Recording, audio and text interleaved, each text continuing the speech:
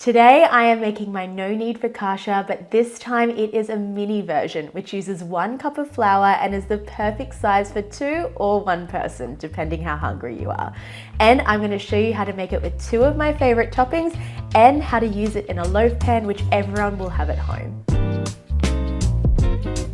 You are probably all familiar with my no knead focaccia, which makes a big serving that could serve up to 8 people. And sometimes you don't need to make that much bread. So this is the perfect size for 1 to 2 people, and you can also make it all in the same day. Because those quantities are a lot smaller, it doesn't need as long to proof in the fridge. We're just gonna leave it to proof on the counter for an hour and then another hour for that second proof. So really you could have homemade bread within 3 hours, and how perfect is that? Because this is a smaller version, we're using much smaller quantities. We're using roughly 1 cup of flour. However, I always encourage you to use a baker's scale so you can weigh those ingredients. They will vary every time you make bread, and I'm using baker's flour. You could use all-purpose flour if you only had that on hand, but baker's flour will just give you a beautiful, chewier bread than using all-purpose flour. And then you just need some dry yeast. I always use these 7-gram sachet packets. They're very easy to get at your local grocery store. Some honey, thermometer and water, and that is all you need. Oh, and of course olive oil. How could I forget the olive oil? We're just going to need a small bowl for this one. So as I said, let's use our baker's scale, and I'm going to measure 120 grams of flour. And then we want about 2 grams of sea salt going into here. So we'll just bring that up to 122. And the way that I've worked out how to create a smaller focaccia is by turning to my baker's percentage. That is something that I went into great detail in my no knead focaccia video. However, to just simplify it, you want to work off 100%, which is the flour, and then your hydration for a focaccia would be anywhere from 70 to 100%, and then you want your salt sitting at 2% and your yeast sitting at 1.4%. So once you figure out those percentages and you understand how to use them, it's really, really easy to make a smaller or a bigger batch of bread for whatever bread that you're making, from this no knead focaccia to bagels to a no knead sourdough loaf. I'm just going to whisk together that flour and salt. I'm going to set it to the side. And because we are making a focaccia, this is a really high hydration. And as I said, with that baker's percentage, you just work out how much hydration you want from that dough. So the 100% is 120 grams flour, and I'm going to bring it down. And I'm so bad with percentages. I did say I was going to work this out before, but I think this is going to sit at roughly 95% hydration. So this is going to be 110 grams of water.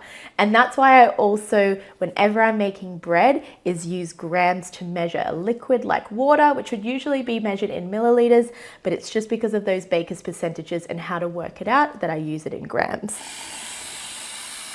So before I measure out my water, I'm just going to test the temperature, because we want it sitting at a lukewarm temperature, which is roughly 27 degrees Celsius to about 34 degrees Celsius. If your water is too hot, it's going to kill your yeast, and if it's too cold, your yeast isn't going to activate. So that's why I always have a thermometer, but you can also feel it with your fingers just to figure out what that lukewarm temperature sits at. And this is at about 29, so that's good. And we're going to do 110 grams of this. There we go, 110 perfectly. And then I'm going to put some dry yeast in it. And these are little yeast particles that have been dehydrated and just need to reactivate in that water. And we're not going to use the whole sachet like I use in my big no knead focaccia, because again, referring to those baker's percentage, we only want 2%, so that's about 3 grams. So just measure that out. There we go, perfect. And I always like to use a little bit of honey in my yeast water. This is optional. It does just give it a nice little flavor, and it also helps that yeast to feed off the honey just to help it activate. Now this is just a test to see if my yeast actually is active. Usually when you're buying these little sachets, 99% of the time your yeast is going to work and going to be active, but there are times that I have used old yeast in my cupboard and I haven't tested to see if it's been active, and then my focaccia has not risen at all and it was just a massive waste of time. So I always encourage people to do this step just to make sure that when you're making bread and putting all that time and effort into it, it is actually going to rise. So I'm just going to whisk that together. And now I'm just going to set it to the side, and we'll know when the yeast is active is when it froths to the top. I always try and avoid using the word bubble because there's bubbles there now, but that is not what we're looking for. I'll show you exactly what we're looking for to tell us that our yeast is active. So that's going to take about 2 to 5 minutes to do. Now that yeast is nice and beautiful and active, so it's ready to be poured into our flour. And I'm just going to mix it together with my hands. And you'll see this is such a high hydrated dough that it's going to be quite sticky. And we want to just make sure that all those parts of the flour are wet with the yeasty water. So just start running your hands along the side like that, scraping it down. You can really work into it like this. That is looking good. And just look at how, first of all, look at how cute and little it is, but then look at how sticky it is. That's exactly what I'm looking for a high hydrated dough. Now that I've mixed the flour and the yeasty water, I'm just going to cover this and leave it to sit for about 5 minutes just to allow those gluten strands to relax. And then we're going to do a stretch and a fold method to strengthen the dough, and we're going to do that 2 times. So just going to leave this to rest just on your countertop for 5 to 10 minutes.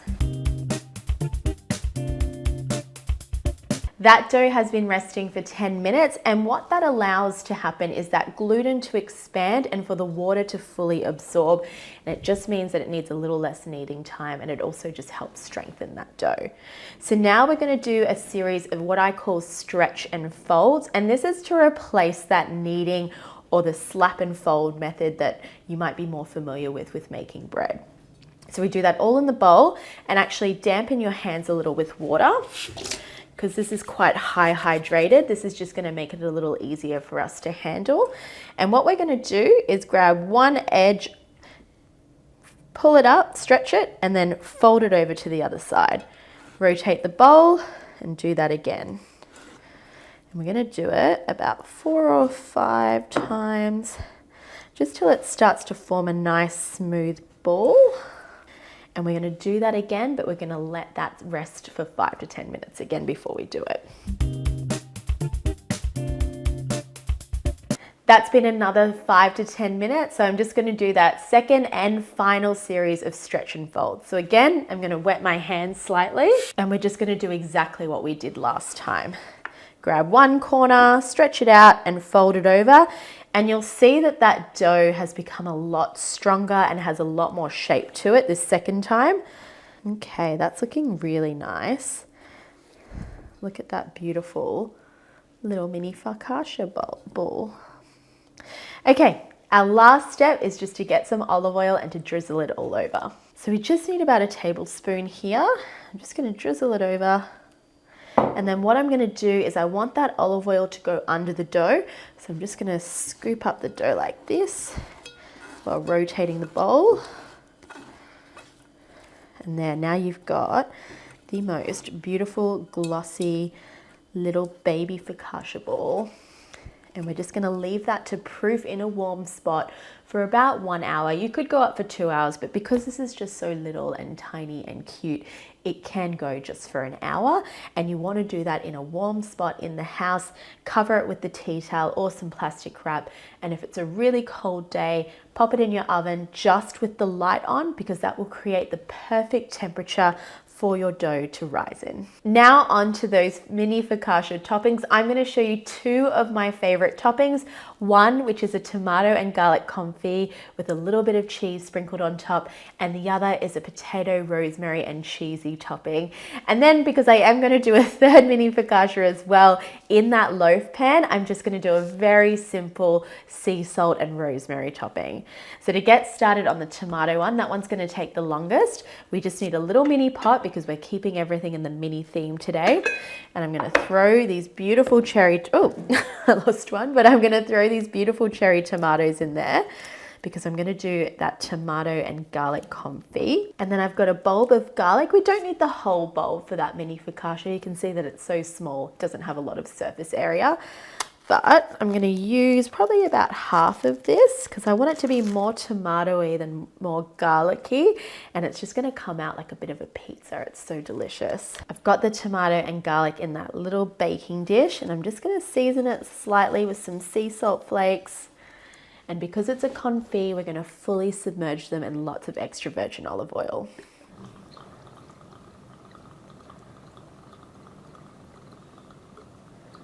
And don't worry about how much olive oil is used because it doesn't go to waste.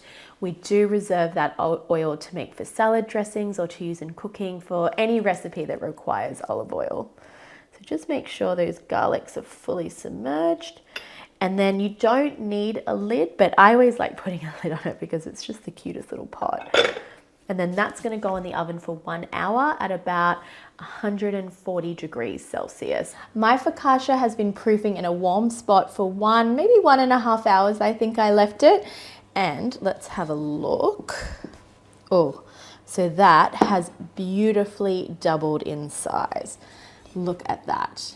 It's got a beautiful jiggle to it. It's looking exactly like my big no knead focaccia, but just in its baby mini version. And you'll notice that I have 3 different pans sitting out here.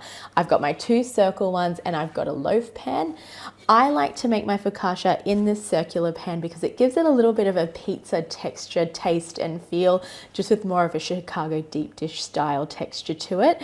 But I also wanted to show you how to make it in a loaf pan because this is a more accessible kitchen equipment tool that most of you will probably have at home, and it actually makes for the perfect little sandwich loaf. So I'm going to show you the 2 ways to bake it in the long rectangular loaf pan and then a circular enamel pan. My enamel pan has lost its stick, so I'm going to use a bit of baking paper, which is optional, just depending on what pan you're using. Preferably, I like to not use baking paper when baking my focaccia. It does lose that little bit of its crispy, iconic bottom, but it still works perfectly fine. So what I like to do is put a little drizzle of olive oil in the bottom, just like 2 or 3 droplets at most. And then in this part, we need lots of olive oil because it wouldn't be a focaccia without a crispy golden bottom. So about a tablespoon here. And we're going to transfer the dough to the pan. Just going to dip my fingers in some of this olive oil that's come on the sides. And what I'm going to do is just slightly stretch that dough out, just to the corners. Doesn't need to be stretched out too much because it will expand and rise and just naturally stretch itself out when that happens. And then I'm going to cover it again and we're going to let it have its second proof in a warm spot again for an hour, and then that will double in size and rise up beautifully, and then we'll put our toppings on it and bake it away. I've done my 2 little mini circular focaccias, and now I'm just going to show you how to put it into a loaf pan. This one doesn't need any baking paper because it's a silicone loaf pan that still has its non-stick to it. And just as I did with the round ones, it's the exact same process. We're going to drizzle the bottom with olive oil, pop that in there. Oh, this one looks really good. All right, and we're just going to very gently stretch it out. And then we're going to cover it and leave it to proof with the other 2 in a warm spot for about an hour. Now onto that second focaccia topping, which is a rosemary potato cheesy topping. And because it's such a mini version, you only need basically half a potato for this. So I'm just going to peel it. And because I want this potato really finely sliced, I'm going to use a mandolin. That is way more than enough potato for a little mini focaccia, but you'll just see how beautiful and fine those are. And I'm going to put them in a little pot and cover them with boiling hot water because that's just going to par cook them. And then when it's baking away on the focaccia, it's going to come out nice and soft as opposed to being quite crunchy and not fully cooked. So this is just giving it a little head start to its cooking. And this doesn't need to go on the stove, just leave it sit for about 5 minutes, just until they're nice and soft and tender. And last but not least, because this has rosemary on it, I'm gonna get a rosemary sprig, take those leaves off. And you can put the rosemary on it just like this, but I like to really finely dice it for this focaccia topping. Great. So just finely chop it like that, and that is all the prep work done for our toppings now. So now I'm going to grab those focaccias, dimple them up, put the toppings on them, and then bake them for about 20 minutes in the oven.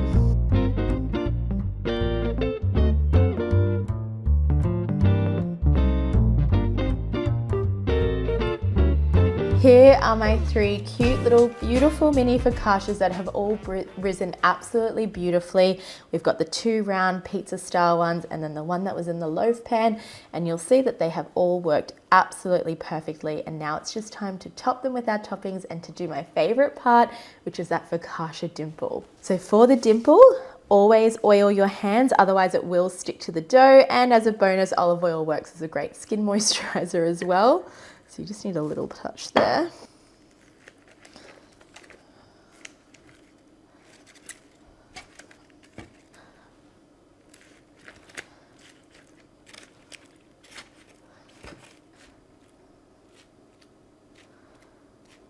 So this one is going to be my potato rosemary cheesy topping. So to start, we're just going to do that drizzle of olive oil, some of that finely chopped rosemary. I'm going to do a shaving of Gruyere cheese, Gruyere, I think. Get some of these potatoes that have been parboiled in that hot water and pop those on. And then I'm just going to do a little pecorino romano, not too much. A little bit of sea salt. And just a final little drizzle of olive oil. And that one's done. Now this one is my tomato and garlic confit and cheesy topping. So I've got this beautiful tomato and garlic confit over here. And because we've got all of that beautiful garlic and tomato infused olive oil, I'm gonna use that to drizzle over the bread instead of using the bottled extra virgin olive oil.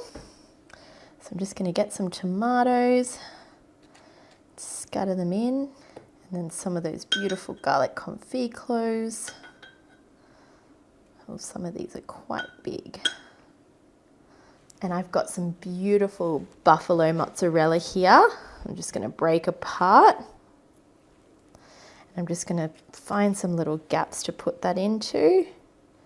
Drizzle of that gorgeous garlic and tomato infused olive oil. And then just some sea salt to finish it off. And that one is now done as well. And last but not least, my loaf pan focaccia, which I'm just going to keep super simple and just do a little bit of rosemary and sea salt. And then lastly, a drizzle of olive oil. And there you have it. My 3 focaccia toppings. They're going to be baked in the oven at 200 degrees Celsius for about 20 to 25 minutes. They just need a little less than when you use my big no knead focaccia recipe, which goes in the oven for 30 minutes. But just keep an eye on them. When they're golden and crispy and bubbling on top, that means they're ready to be pulled out.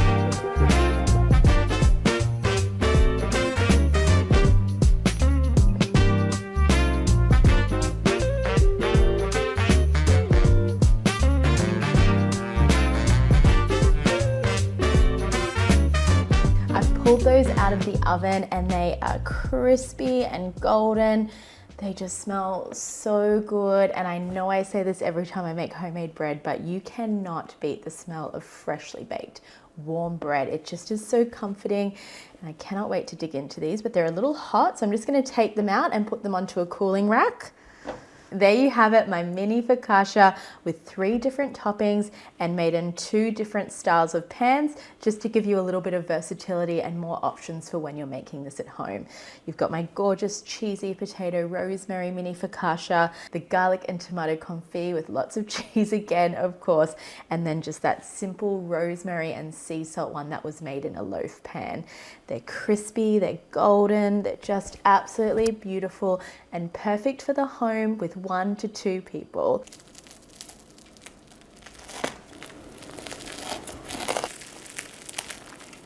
If you liked this video, please like and subscribe, and if you make it at home, you know I love more than anything seeing you make my recipe creations, so please let me know how it turned out and send me in any photos. And now I'm gonna dig in. It's so hard to pick which one I want, but this one is just so crispy and golden. Listen to that crunch. Oh, yum.